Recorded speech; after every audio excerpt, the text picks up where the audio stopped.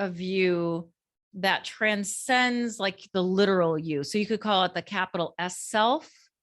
You could call it your connection, your conscience, or you could call it God or the or whatever it is. It's like more than you. And research actually backs this up, but 95% of who we are, why we do what we do, why we're attracted to who we are attracted to is unknown. We don't know. And so what I teach people, especially in my book, is I teach them the language of the unconscious which is how our soul talks to us. So that is not an ego thing or a mind thing. It's a different kind of knowing. It's the realm of the feminine. It's paradox. It's strategic. It's emotions. It's relationship. It's all of that. And so I teach people how to access that kind of wisdom and support from themselves. So it's kind of like a two-part answer to your question. Mm-hmm. All right. Because that's hard to admit. Mm-hmm. You know, you think like, oh yeah, I know who I am. I'm sure of myself. And now so much is happening. What's going on? Oh no, it's not me. It must be people around me. So that is really hard. It is really hard, but it can also be, fun. So I had a lot of crazy things happen to me. So for example, when this stuff started getting unleashed from my complexes, could call it, around men and sex, at first it was really disturbing to me. I went to a bar, I knew the bartender, I was studying with my laptop, and all of a sudden I felt like this invasive energy. And I think women know what I'm talking about. Like, there's a guy somewhere, you feel his energy and it feels very threatening. He doesn't have to say a word. And you question yourself because you're like, well, he's not doing anything. He's not really threatening me. I'm sitting here with a bar. I'm safe, whatever. But it was one of those experiences. And it brought up like this fear response. And I didn't have to talk to him, but he asked me to like hang his jacket on the back of my chair. And I couldn't think of a reason to say no. And inside I was like, what the F? Why am I letting him do this? And then the bartender says, oh, this guy wants to buy you a glass of wine. Oh, okay. Well, and then I was like, why did I say yes? Is he going to expect to want to touch? Like, it was a really weird experience. And when I drove home, I felt disgusted with myself. Like I wanted to take a shower. I felt dirty. And I felt like, why couldn't? So for the next 6 months, I would have these things happen to me where it was hard for me to experience what I experienced. But then I knew there was a life lesson in it. And so whatever was the difficult thing, which was setting boundaries, is what it was. So that's how I saw it, as like, oh God, really, universe? Like Oprah has this great thing she says, sometimes I'm just like, universe or God, really, do you have to teach me another lesson this week? So, and I love that because that's exactly what it was. When those things happen that are hard, number one, a sense of humor was a great coping strategy for me. And it really got me through a lot. And then also seeing myself as that's that movie over there. And so I could kind of like detach from some of it, look at it and journal about it and that sort of thing. And then, crazy experiences. Then I went through the awkwardness of I was with one man for 24 years. And so I'm getting busy getting divorced and I'm managing like the fallout from the alcoholism relapses and trying to provide stability for my kids. And I'm getting a master's and I'm got a new job. And it was a 4th of July weekend. I'm sitting at the beach doing my thing at the bar. And this younger man comes up and I'm like, sure, I'll get the bartender's attention for you. And he gets his cheeseburger. We get in a conversation. I'm like, okay, yeah, I'll let you know. Our volleyball team maybe needs somebody. And then he walked away and I went, what just happened there? Was that really about him being on my volleyball team, or was he hitting on me, or like, I don't know. And he looks pretty young. And so I went through like this period and then I was like, oh, there's that. Mm-hmm. There's love and desire and sex. And I haven't felt that in so long. And that like got unleashed for me. So then I had to go through the awkwardness of all of that. But the way I looked at, and then he fell off the face of the earth after, we did it the first time. I was like, okay, that's millennials, I guess. And then, cause I was like, I have been out of the game for a long time.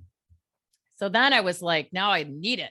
So I got online but I didn't have any expectations or goals. So I looked at all of my first dates as practicing how to relate to men again, practicing how to politely reject somebody if I wasn't attracted. That was hard for me. And then becoming more comfortable with my body and my sexuality. And when you look at it that way, as like the universe was bringing me certain experiences so that I could get something out of it, it was amazing. And some of those guys are my friends now. And it was amazing. And so then I went through that phase. And then I was like, I need a break. Like my brain is on fire. I need a break from this. And then I got a little rest and then got swept up in an archetypal experience of desire I had never experienced before with, again, a man 15 years younger than I was. I was like, what is this? They're all like 33 years old. And I'm like, I would ask, I'm like, what? Well, because like, I couldn't explain it. I was like, no, I really don't look like I'm 33, but okay, if you think so, let's go with it. So then there was that whole experience, and that experience getting swept up was the universe tricking me into going back and exploring wounds that I didn't even know I had, that had to do with reconciling sexuality and spirituality. So that was, and that was a wild roller coaster ride, but I knew there was projection going on. So I was able to, while I was like getting swept up, at the same time, I was like, oh no, there's something going on here that I don't really know the meaning of yet, but let's go through it. Let's go through the ups and downs. So, so I guess what I encourage people to do is experience, but then also kind of look at their experience from a little further away so they can go, oh, that's that movie I'm in now. It's a different movie. I see. But what kept you from just continuously being swept? Or I guess really what made it so apparent to you that this is somewhere through this, the universe is trying to show me a meaning, show me a lesson?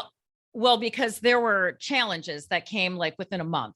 Okay. So it's almost like Hermes, the Greek god Hermes, the trickster, tricked me into like this desire, like, oh my God, I just hadn't felt it. And maybe I couldn't have felt it before, right? But all of a sudden now I could feel it.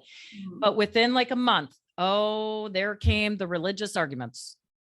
And it was so ironic because I'm a very inclusive, more open kind of spiritual person. And here I ended up getting attracted to a fundamentalist Christian. So that was the trick played on me. So pull me in with love and desire and sex. And then all of a sudden one day it was like, he said to me, oh, I got to tell you something. I really have a conflict about having sex outside of marriage. And I was like, what? I'm in midlife. I just found my healthy sexuality. You're going to deny me? Like what? And he's like, just don't want to hang out. Yep. So, and then we took turns like, you believe what? You believe what? Okay. I'm sorry. And then there was some other stuff, crazy stuff that happened.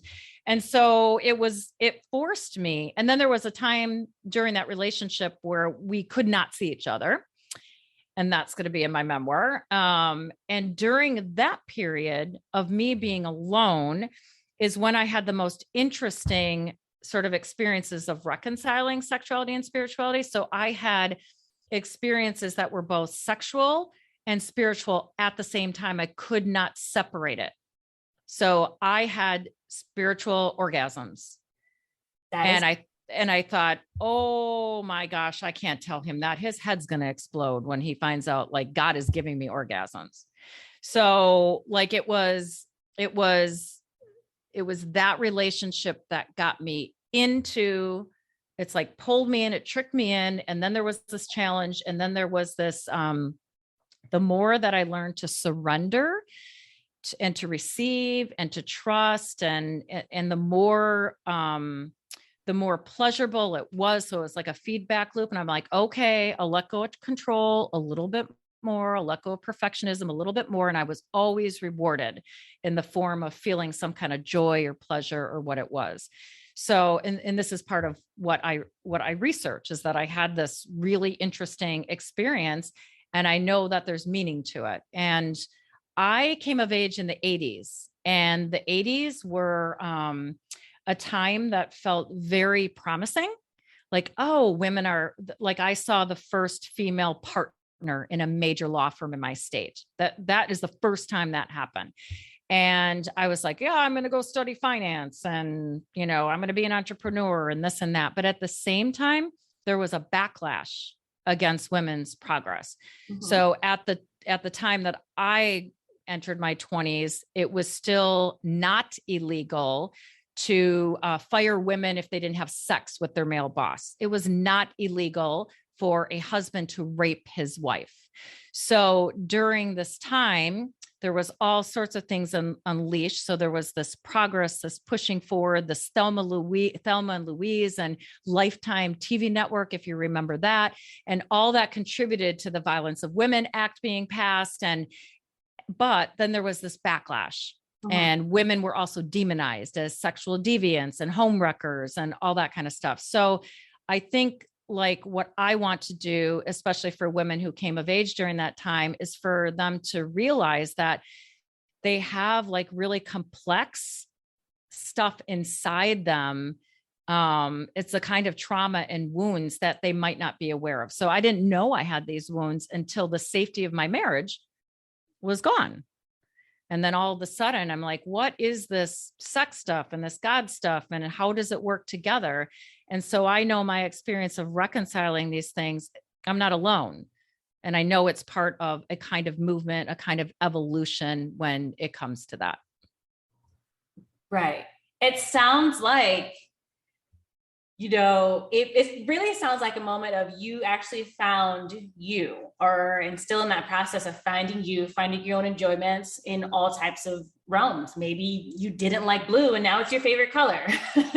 Well, that's really good. It's like the first part of my life, I was really intent on being that. I always thought of myself as a rebel. So even though like I wanted to get into business and finance, like I was still sort of participating in convention. So I even talk about, like, I was a rebel in the conventional notion of marriage. Like, my husband and I walked ourselves down the aisle. We thought we were being so rebellious back then, because we're like, I don't want my dad's not giving me away to anybody. Like, we are walking down as partners. But decades later, I was like, shoot, I still got trapped and still got captured by convention. So like, so now I'm a different kind of rebel. But the rebellious behavior now is being in touch with the feminine, which is not woman, which is not pretty.